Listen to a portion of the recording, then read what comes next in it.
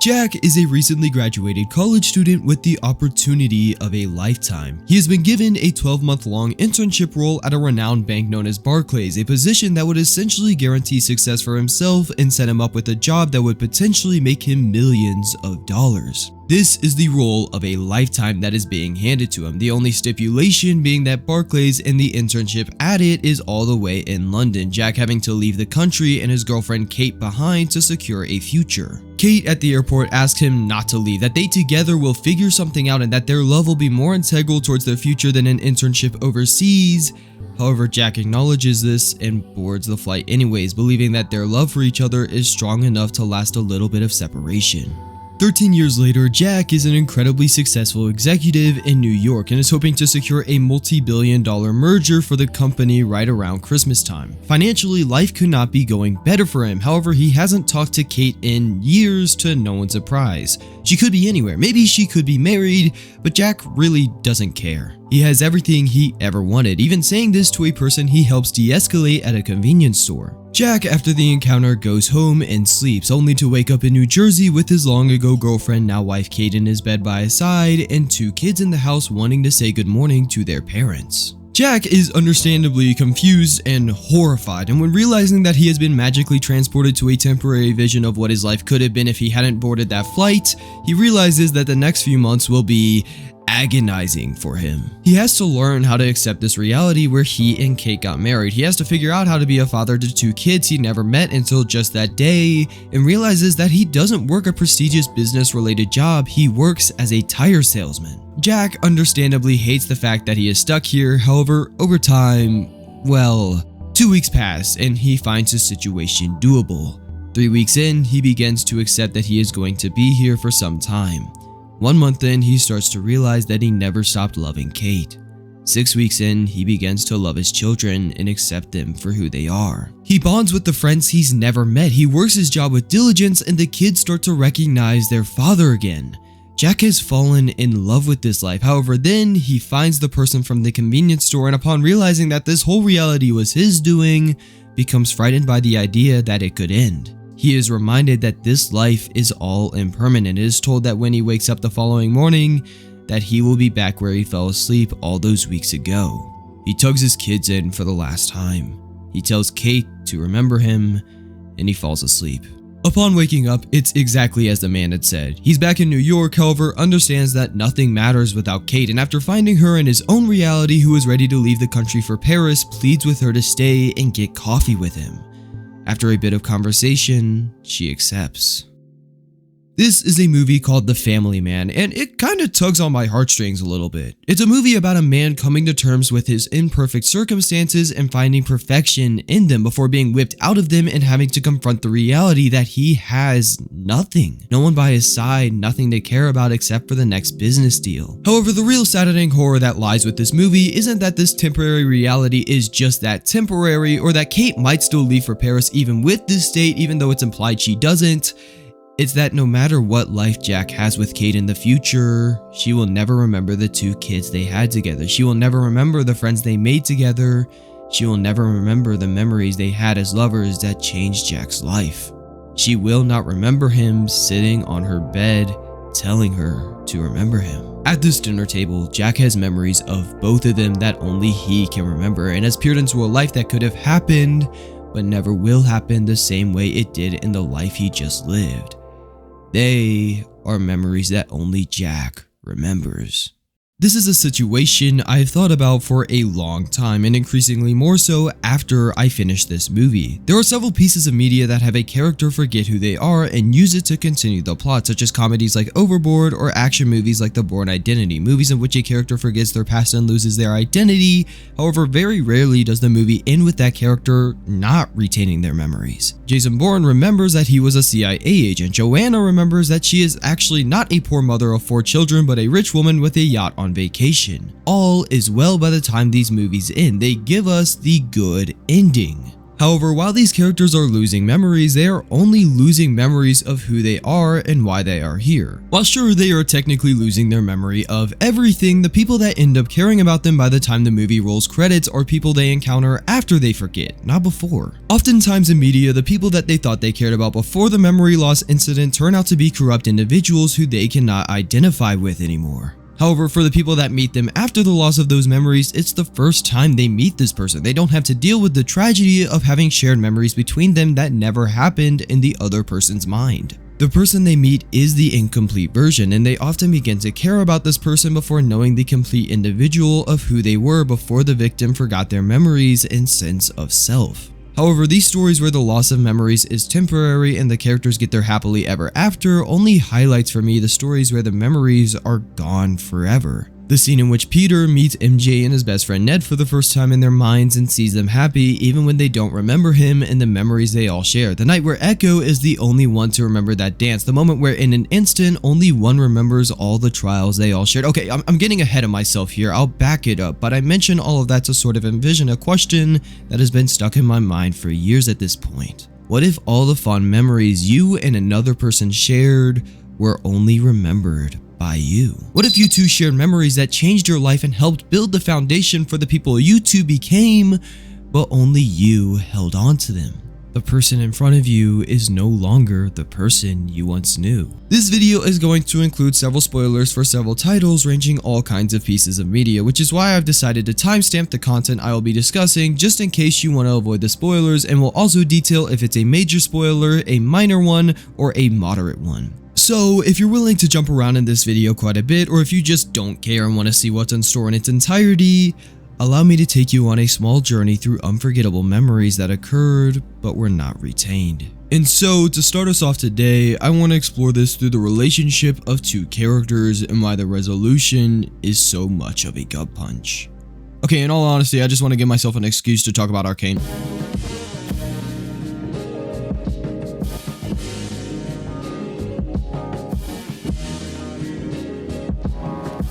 Yeah.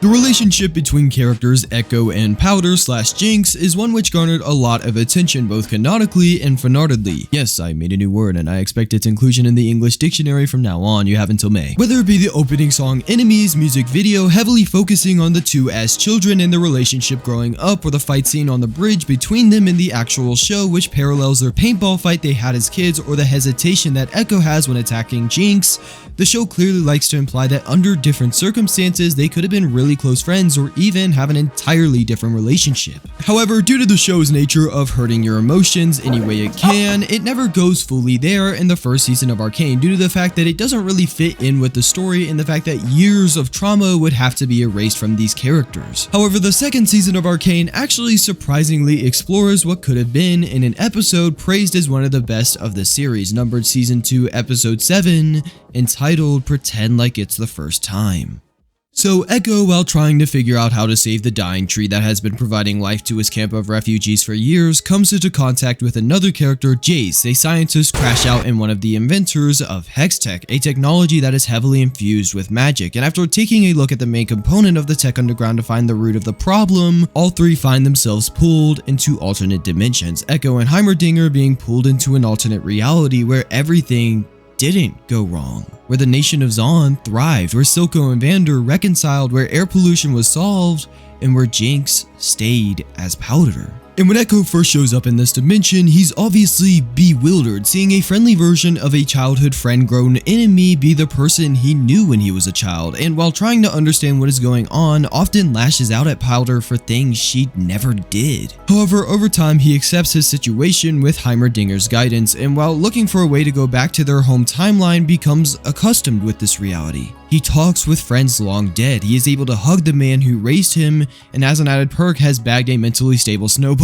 I'm just playing. I wish I was as talented as Ibby. Life is good in this dimension, and Echo comes to understand that. He and Powder communicate, they talk, they bond, they make memories that Echo should have experienced, and he begins to fall in love with her for the first time, while Powder is continually reminded why she fell in love with Echo in the first place. Oh, you want to know how Jace is doing? I got you. Consumes. Just tell me there's a chance to create magic. Yeah, he's not doing great. However, even with how good this reality is, Echo fully understands that he doesn't belong here, and while his wishes for him to belong here stay strong, he knows it would be selfish of him to stay. And after finishing a device that allows him to go home with the help of Powder and Heimerdinger, he attends a party that Powder wanted him to go to, and there he sees this person that has helped him over these past few months and shown him a better side of life. And they dance together in perfect unison, a beautiful sequence animated at 4 frames a second, having them dance together soaked in each other's presence. And after it cuts between this scene and the scene after the dance on the rooftop where they embrace and talk about how they will never forget this moment, Powder leans to kiss Echo, with Echo turning away embarrassed before asking if they can pretend like it's the first time, in which they do exactly that. Echo inevitably goes back home, and Powder realizes that the device she helped in building was made to send an alternate version of Echo back home, and that the unforgettable memory she made with Echo isn't the Echo that is lying in her hands. She understands as soon as her Echo wakes up that she will be the only one to remember this dance. Echo, upon going home, is immediately transported to a scene where his version of Powder, Jinx, is... Well, we won't get too far into spoilers. However, after everything is said and done, there's a moment where Echo, sitting on the same rooftop that him and Powder embrace, burns a piece of paper and accepts the harsh fact that he's going to carry those memories of happiness with him forever and have no one to share them with, just as she is going to have to do the same. This episode of Arcane is just beautiful because while it shows what could have been, it also shows that even then you cannot accept something that isn't real, at least for you. If Echo did end up staying in this timeline, the Echo that was born and raised in this reality would be in comatose. What would happen to him? And all of that leads him to that rooftop alone, in the same place he lived the happiest moment of his life. If he ever encounters Jinx again, it won't be the same girl in Zaun that he fell in love with, because Jinx didn't grow up in Zaun. She lived in the underground wasteland that could have been, and never experienced any of the memories Powder did that made her who she was. And when Echo encounters Jinx after this episode, he even mistakenly calls her Powder, but she isn't. I think this episode of Arcane details how integral memories are to our development as a person and how much things can change dependent on them. Jinx was raised in chaos. Her bad habits as a child got even worse as an adult due to Silco's flawed parenting and the PTSD she suffered following the events that conspired at Silco's base of operations. She's a victim of abuse, but also an enabler and causer of it. However, Powder, raised by both Silco and Vander and affected by Vi's death and the explosion in this universe, changed her to become a more empathetic person, one whose chaotic tendencies got contained in the form of art and science. However, even then, you can also see all of these qualities in both versions of Powder displayed throughout both timelines, showing that this is the same person, but that the memories that she experienced changed who she was in a major way and how she expressed those qualities. And even in The Family Man, you can see this at the very end with Kate. In the vision where she had a family, she's always selfless and doesn't want ambition. She's a non-profit lawyer that only wants a quiet life with the one she loves. However, in the actual timeline, she's a big-time corporate lawyer that is moving to Paris, something that the opposing version of her would never even consider. It shows how integral memories are to our growth and how much we change dependent on the memories we make, whether good, bad, traumatic, or comforting, which is why when we have memories with someone and they don't remember, you gotta wonder if you're even interacting with the same person at all. This isn't the person I made memories with, and because memories play a huge role in defining the person we become and shaping our identity, it begs the question in these scenarios if Echo or Jack are even interacting with the person they fell in love with. However, before moving on, I would like to bring up the very last arc of a game. All of these pieces of media contain some fashion of timeline jumps or dimensional travel to depict what could have been, and it's looked at as beautiful. However, a little game called Persona 5 Royal does this exact same thing, shows us a scenario where everyone is happy and joyful, and yet it is the most dreadful outcome imaginable. Persona 5 Royal is a 120-hour JRPG, yes you heard that correctly, that is all about teenagers suffering because of corrupt adults in power and their ways of stopping them via the metaverse by entering the subconscious in their minds and changing their hearts so they confess to their crimes. However, while the game is fun and actually on the lighter side of tone for the most part, it also involves a great amount of suffering as well for each character. Ryuji and Aon are both victims of physical and sexual abuse respectively by a twisted teacher. Morgana has to come to terms with the fact that he is not a real person but a creation of the metaverse. Yusuke has to come to terms that his art mentor and father figure is corrupted and has to go through the pain of realizing that someone he thought he knew isn't the man he thought. Makoto's dad died while investigating a trafficking ring. Futaba's mother committed suicide via her mind being infiltrated and then was told that it was her fault. Haru's father dies on live TV with the group believing that it was their fault via their efforts to change his heart. Kasume, who is actually Sumire, suffers an identity crisis after the loss of her sister in front of her eyes, and even the player character is put on probation for preventing an assault and loses a rival and someone he somewhat considered a friend. These kids suffer and lose people they care about and all the while persevere evermore, because while Persona 5 is a game about the corruption of the system and how we can change it, it is also a game about persevering no matter the circumstances and growing through them. The Phantom Thieves are damaged but also wouldn't learn the lessons they've learned, wouldn't feel the devastation they have if it wasn't for those hard times. That's what makes this group what it is, and that's how you, the player, know them as. These are people that are who they are because of what they have gone through. However, after killing God, normal JRPG stuff, the game asks you, what if everything bad that happened to these characters never did? Following the new year, reality becomes a fantasy. Futaba's mother is alive, Ryuji is still a part of the track team, Morgana is human. Somehow, these characters' wishes have been actualized. However, this isn't an alternate timeline or dimension that we accidentally travel to. This now is the true timeline, which has been altered by school counselor Maruki to make everyone happy. Unlike most villains in Persona 5, Maruki isn't doing this out of selfish ambition. Sure, the beginning of his thought process to remove pain and suffering was built upon his sorrow over his fiancée Rumi's depression after being a victim of a home invasion that killed her parents, in which he sought to remove the presence of pain and suffering via the Persona abilities, but ultimately he just wants peace and happiness for everybody, even if it means sacrificing his own. The cost of giving Rumi's happiness and a drive to live once more being her memories of Maruki himself. However, life is good. You truly get to see everyone you've grown to care about be happy and at peace with their life. The tragedies that shaped them never happened, but instead of feeling happy for them as well and glad that their dreams have come true and that all of the pain and suffering you all endured was erased from existence, you feel uneasy, because as much as you would like this to be real, and as technically real as it isn't what it's meant to be. Persona 5 asks the question, is a world where pain and suffering is non-existent really what we were meant to live? And the game asks you this and even gives you the choice to accept this newfound reality. You can choose to stay here, to live on with all of your friends enjoying their lives forever and permanently, or you can go against Maruki's wishes for a world without strife. And the true ending is the one where you go against it, because people are not who they are because of the memories of good things and happy moments only, but also because of the moments of pain and hardship and struggle. In this reality, everyone's pain has gone away, but that's not what being human is. We don't live perfect lives of joy specifically. We don't get to evade pain.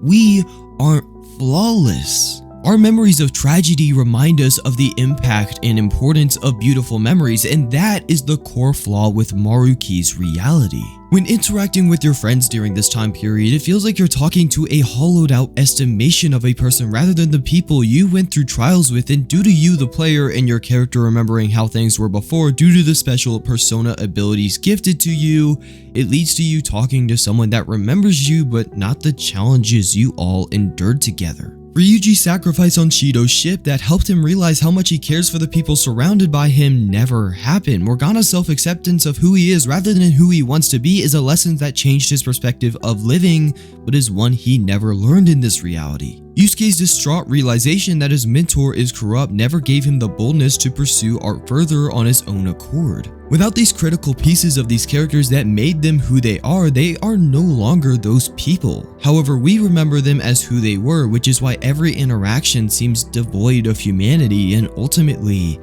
fake. Because without the trials that made this group of teenagers bond and become close, what relationship does everyone have with each other, and why are you the one that has to carry on the weight of the memories you made together through everyone's trials alone? Why is there something wrong with everyone's memories in all of these examples, and why is it, whether it be the protagonist of the story, a side character, or a visual representation of us as a person, why do we have to remember the memories they don't? What is wrong with them? What is wrong?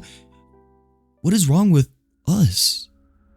In every piece of media we have talked about, I've brought attention to how each character doesn't remember the memories that the other does. However, throughout these pieces of media that we've covered so far at least, it's not really their faults. There's nothing wrong with them or their memory. There's something wrong with you for remembering something that never happened and subconsciously expecting the other to do the same. Kate's not going to remember the life they had together because it never happened in this timeline. She never lost her memories. Jack gained memories based on an artificially created vision. Jinx never danced with Echo that night. Powder did. It's not that the other Phantom Thieves had their memories erased, their reality was changed and their circumstances and histories were rewritten. Joker remembering everything isn't an expectation, he's an exception. We've been talking about memories that only one remembers, but out of all the examples we've talked about, these memories were not forgotten, they just never happened for the other. I understand that this very much goes against the premise of this entire video of having memories that someone else has forgotten, but it's something that I think I should say because while for these stories they're supernatural, this isn't a scenario that is completely out of the picture for our own lives. I've come to understand that every single irrational fear, no matter how far out there it is, exists because the root of it is much more grounded in reality. Kids aren't scared of the dark, they are scared of the possibility of something being hidden in the dark. We aren't scared of simply dying by definition, we are scared of something unknown beyond mortality that can never be fully revealed. We aren't scared of having memories that never happened for another individual, we are scared of having memories between us and another that were forgotten by the person we shared them with. Memory loss exists and is a real thing. Hell, my grandfather was diagnosed with dementia in 2020 and even now struggles to remember my own name when previously he would remember my favorite drink to order at a restaurant in Disney Springs. And while I still love him and truly care about him, when I bring up memories we shared, he acts like he remembers, but you can see it in his eyes that he's lost. I don't intend to use my grandfather's dementia for clout, so I'm gonna end the personal rant here. However, the reason why this is such a terrifying concept is because it's a reality for people all over the world. People sometimes have to watch others they love and care for lose their memories, and fear of forgetting is a real thing. And that's why I think this whole concept of having memories that only exist for you is terrifying. But what about the person on the other end? Silent Hill 2 is a game that focuses on James, who is to say the least an unreliable narrator, based on the fact that the James Sunderland that actually has all the answers to every question in this game brought up is left behind in the bathroom mirror from this hand motion onward, distorting his sense of reality to fit a concocted story that he has set for himself, something that is completely possible and real. And even when playing the game, you don't really know what's real in this game, if this is a strange environment or if James' grasp on everything is just going further and further into madness due to him leaving behind his sense of logic and reason behind in that bathroom. In Erased, Satoru has to deal with the fact that by changing the future and ensuring that his classmate Kaio and his mother live, that those memories that laid the foundation for who he is will have never happened for anyone other than him. However, eventually all of this leads him into a several-year-long coma in which he wakes up with no memory, and while this section of the story is temporary, the conversations he has with his friends and family feel stilted based on the fact that they continued his efforts of changing the future even without the context of why or even what role they were playing in the story. But in both instances, it's shown as terrifying because they are vulnerable. James Sunderland questions himself at every turn because somewhere inside him he knows and understands that Mary didn't die 3 years ago, but she sure as hell is not alive today. But even then, his delusions about reality make him susceptible to the town's exploitation of that knowledge, having James run deeper and deeper into the hellscape that is this town head on. Satoru interacts with the person responsible for the deaths he has been trying to prevent all this time without any knowledge, and we as a viewer are on edge because he's vulnerable. There is a reason why people with memory loss are often taken care of, because if they are not, it's terrifying, and these two titles throw us into that scenario, and in Silent Hill's case show us in a way how it feels to not know even what's going on anymore, and in Erase case see from the outside how horrifyingly exposed Satoru is to his own death. There's two sides to every coin. Being the one with the memories but not being able to share them is saddening, but being the one without the memories at all is terrifying. Before I wrap this video up, I want to talk about one last piece of supernatural media that I think is important to bring up due to how it handles memories, how they are forgotten, and how the one who forgets those memories gets to experience them once again.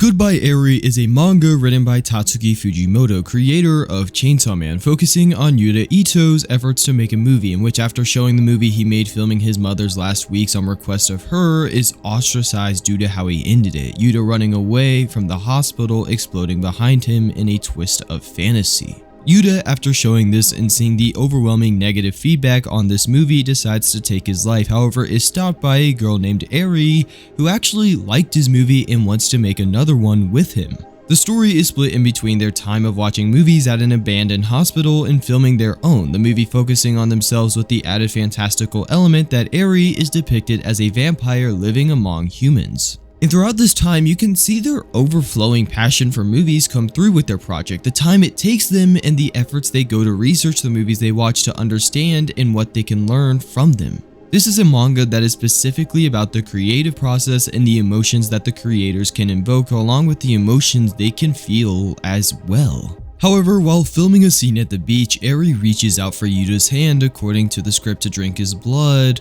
but falls unconscious, landing in the water. However, this doesn't look scripted. It seems a little too real and non-fictional to be scripted. We learn that Eri is terminally ill, similar to Yuta's mother, and also that Yuta's mother was abusive towards him, wanting Yuta to make her possible last moments to look as appealing as possible so she could capitalize on it in the case she survived, or be remembered as a caring woman if she did pass away. Yuta, after becoming depressed, continues working with Eri to complete the movie, and they inevitably do, and over that time, they make memories. They eat ice cream together, they go to the aquarium, they travel together, and it's even implied that they fall in love together. Whether that's a part of the script or not, we don't fully know. Right before it is time for the movie to be screened at his school, Eri passes away to many people's dismay. However, after the credits rolled, everyone is in tears. People are moved by the emotion captured by Yuta's new film. The movie is a hit. We did it, Eri. Years after her passing, an adult Yuta loses his father, wife, and child in a tragic car accident, and following this tragedy, Yuta travels back to the old hospital he and Eri watched movies in and decides to take his life, having nothing to come back to. He's recut that movie he and Eri made when they were kids hundreds of times, and now with nothing left, he walks into the room they watched movies together for hours and hours a day and finds... Now, Goodbye Eri is one of those mangas that can be interpreted any way possible. After Eri's death, a friend of hers states that Eri wore glasses, something we never saw in the entire manga, and that she had a temper. She was self-absorbed and at times was actually kinda cruel. However, thanks to Yuta's movie, will be remembered as the person depicted in it rather than the person she was, similar to Yuta's mother. One could very easily say that the whole manga that we are reading is the movie they made, Yuta's father playing an older version of Yuta, and that Eri is simply playing an undead version of herself here, or that everything is told straightforward as it is in the manga, and that by the time we reach this panel, that everything else becomes more of a metaphor. However, if we take it at face value and simply take what we are seeing as true, that Eri really did die and now she's alive once more, that gives us several questions. Eri's explanation of her still being alive and even at the same age is that she wasn't acting as a vampire, but that she really is one. However, that after 200 years of information, the brain collapses, simulating death and causing her to lose all of her memories of the life she lived before, a result of her life as a vampire. However, then she explains that the Eri that Yuta knew left a letter for the reset Eri explaining how to live, but also left her a copy of the movie that Yuta made with her, and Eri states that while she doesn't remember him off of her memory, she will forever understand who he is and what he meant to her because of it. That she will get to see him every time she watches it. No matter how many times I forget you, I'll remember you again and again. Isn't that beautiful? The scene in Goodbye Eri has stuck with me for so long for so many reasons. However, I think one of them is because here's Yuta, a man who has lost everything he's ever known and is having a conversation with a friend long thought dead, and in terms of memories not filmed, is dead. And here's Eri, a vampire with those memories long gone, but is able to witness the fulfilling life she had lived in the past and the individual she hopes to become once more. And to follow up on Eri's question, I think so. I think that is beautiful. This video is titled Memories Only You Remember, and while we have been talking about that for the most part and the saddening horror that comes along with that, I think in essence what all of these pieces of media have been trying to say is that our memories are what make us who we are, that all of the pain and suffering and strife cause us to learn, but the memories of beauty and happiness and growth are what we carry with us moving forward. Without those memories, we are hollow and incomplete, even if the memories forgotten are all horrifying. However, it's those memories that give our lives meaning. Echo may be stuck with the beautiful memories with Powder that never happened, but he understands that there is hope for someone like Jinx to change and that she is nevertheless worthy of being loved. The Phantom Thieves want this perfect reality as much as possible, but know that without the trials that they have overcome, that it's not worth it, because what are people without their scars? James and Satoru may have to deal with the cruel reality of the circumstances they have thrown themselves into, but understand that they must walk that path forward as much as they are maybe afraid to do so.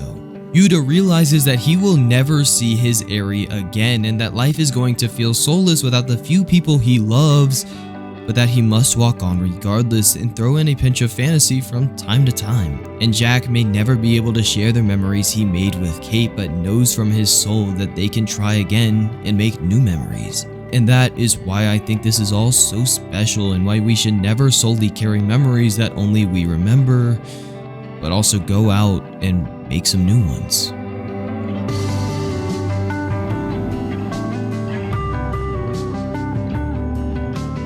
Hello there, friendly strangers on the internet. Thank you so much for watching. I really enjoyed making this one despite the PC troubles I had to fight with all throughout March, and I hope the finished product was well worth the constant arguing I had to have with my system. That's a story for another day. However, that could waste another 12 minutes of this thing's runtime and have me ending it spitting insults at my mic and drinking engine oil just out of spite. That said, however, how are you guys doing? I hope the year has been well to you in this first third, and if it hasn't been all too kind, I hope things turn around.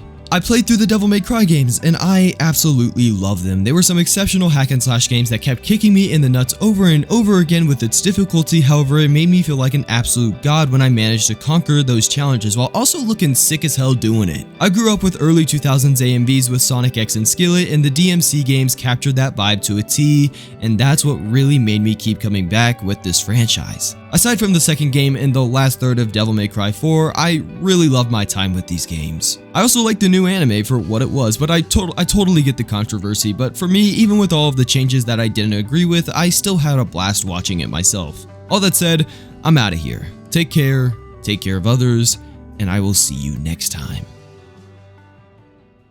You think I'm playing with you? Stay on! Stay on for more than 5 seconds! I swear to God I'll show you! I swear to God!